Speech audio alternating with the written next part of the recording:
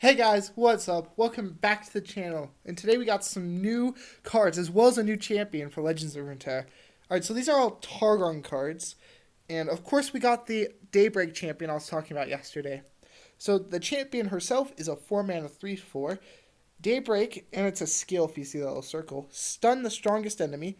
Level up, you've acted Daybreak 4+ times.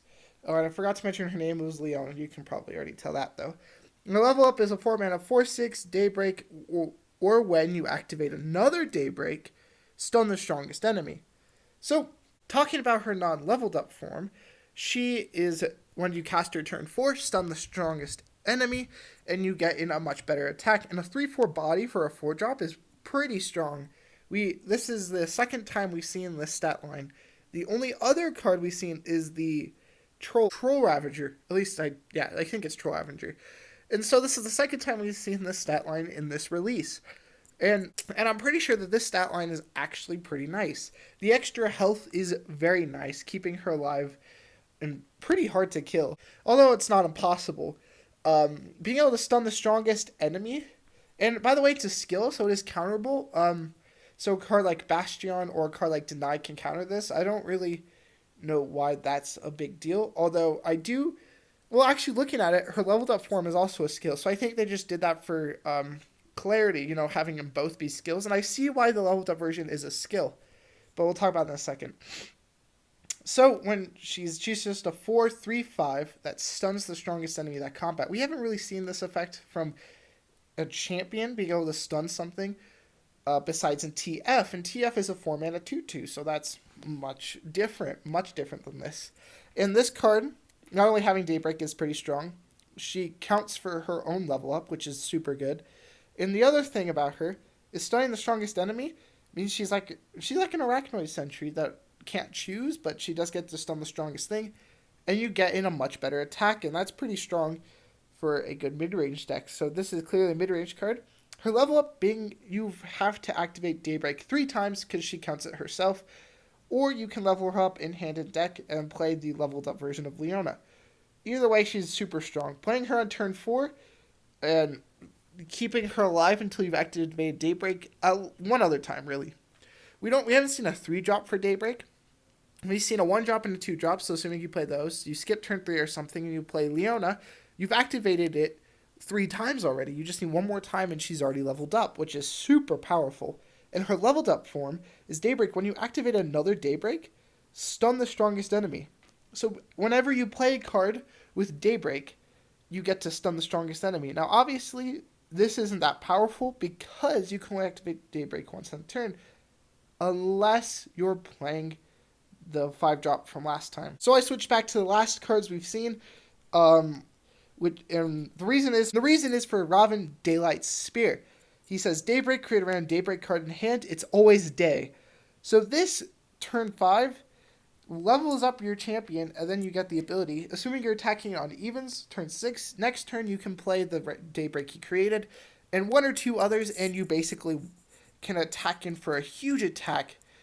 It's pretty great. And you're not going to play Sun Guardian. You don't need to...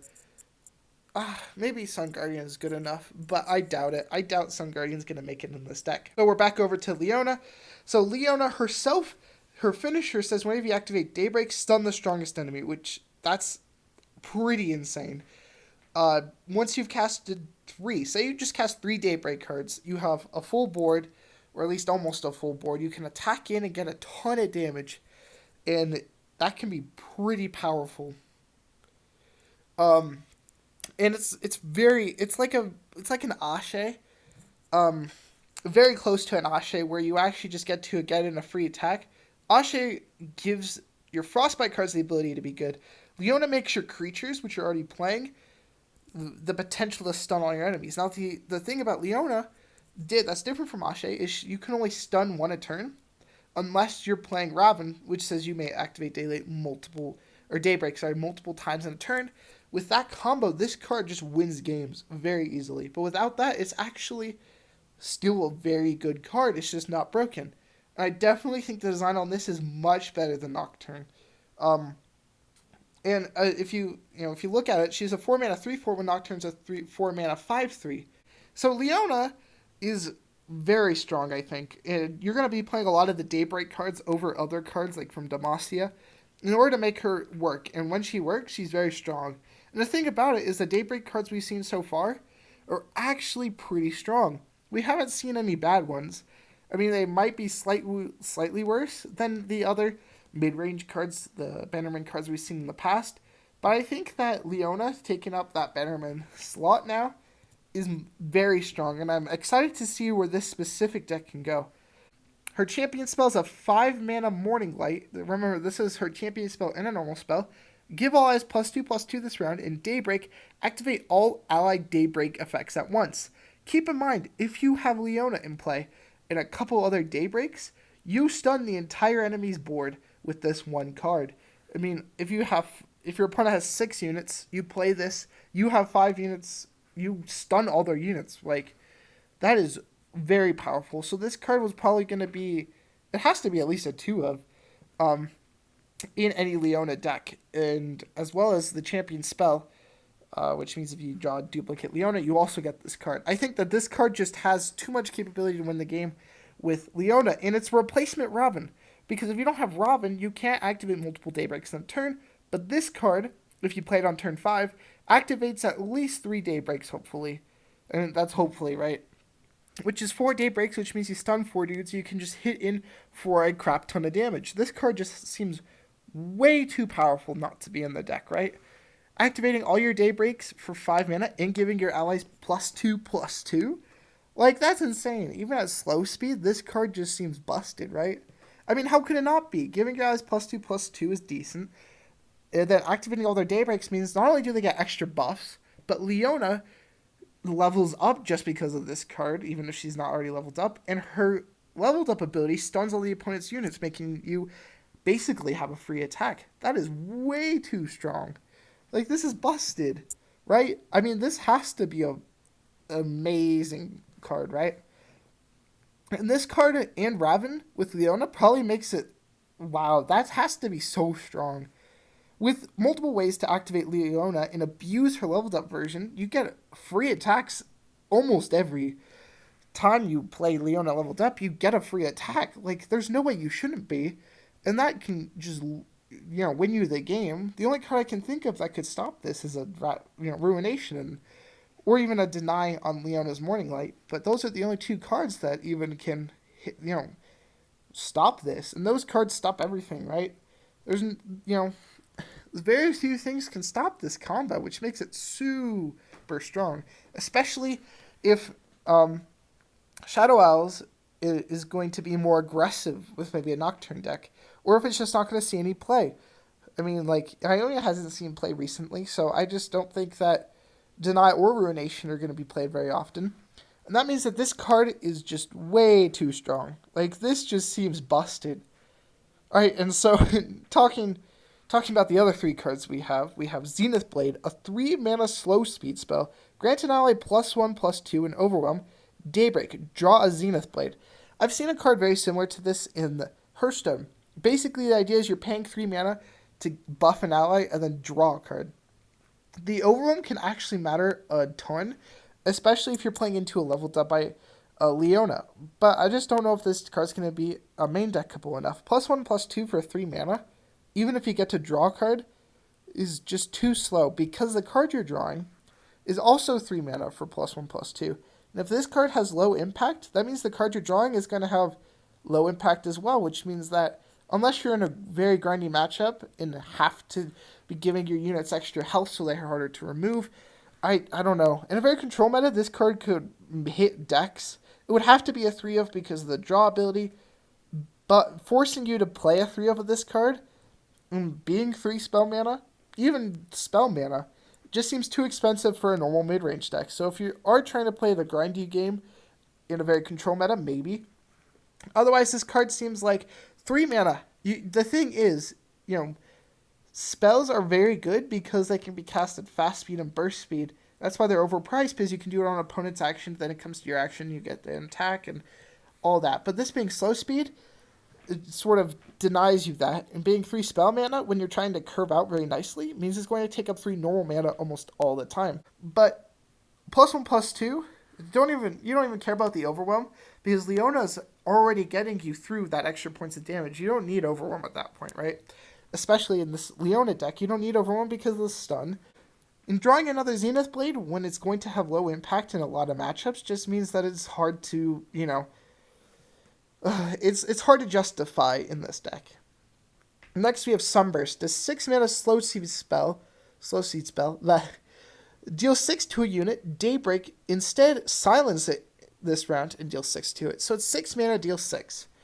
So this is sort of like another hard removal. Silencing an enemy and dealing 6 to it for 6 mana is super strong. There is one problem with this, and it's slow speed.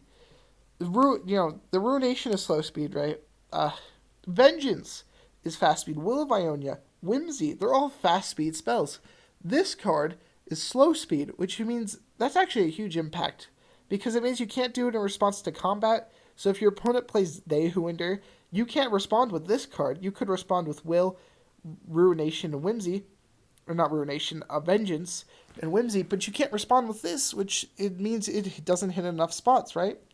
Similar to Zenith Blade in the slow speed sort of debilitating it, but in this card even more because the removal has to be slow speed, or fast speed, I mean.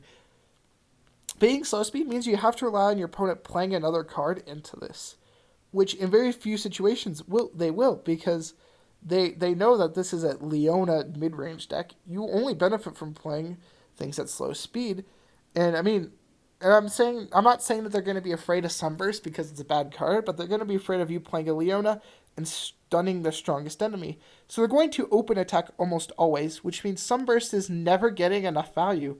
It doesn't stop their combat. I mean, it can kill the thing, right? But killing the thing after the damage is done is almost so little impact that like this card is never going to be run ever. I just can't see a reason for it. And then the last card we have is Guiding Touch, a 2 mana burst speed, heal an ally or your Nexus 2 and draw 1.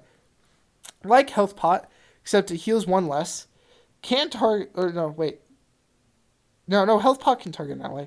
So this is a 2 mana burst speed spell that states heal an ally or your Nexus 2, draw 1. So it's 1 extra mana for 1 less health, but a card. So you're paying 1 mana and 1 health for a card. And that almost is always better than a Health Pot, I think. Health Pot heals 3, right? That's 1 extra health. That's played quite a bit in certain, metas. So this card is a very good tech card. Better than Health Pot in almost every way because it draws you a card. If you don't hit the burn matchup, this can heal an ally in, if your opponent's trying to remove it in a control matchup. Or if it's the mid-range matchup, it's just a good card draw card, right? This card has a hard time being bad in non-burn matchups. And in burn matchups, it's actually very strong. Healing 2 and then getting to draw a card using your spell mana. So if you missed your 2-drop or your 3-drop, then you're going to be able to play this pretty consistently in a heal deck. I mean, even a heal deck might want to save up mana, right? Spell mana in certain situations. Although I'm not sure how the Targon deck will look. But this heal card is going to be very good. Better than the Health Pot, that's for sure. Be able to draw your card, drawing into another interactive spell, another creature, another answer, just means way too much for this not to be better than Health Pot. I mean, even at 1 extra mana is hard to, it's hard to not justify this card, right? It makes so much sense. 1 extra mana doesn't mean a lot in the late game, and that's when you want to be drawing cards, and that's when this card really does work. And against control or aggro matchups, healing 2 and drawing a card is great anyway. If you're looking for answers, if you're just looking for the heal, 1 mana is not going to matter enough of the time, right?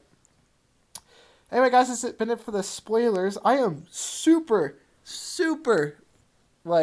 pumped for a good Leona deck to shine. And I think that with the combination of Raven and Morning Light, this deck is going to be very scary. And you're going to have to play counters to it.